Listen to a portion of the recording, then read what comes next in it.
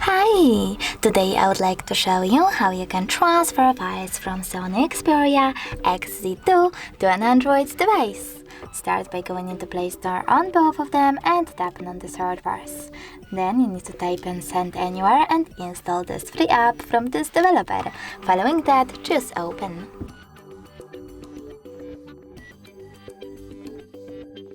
From this screen over here, you need to select I accept, confirm, continue and allow. Then do exactly the same on an Android. I accept, confirm, continue, allow.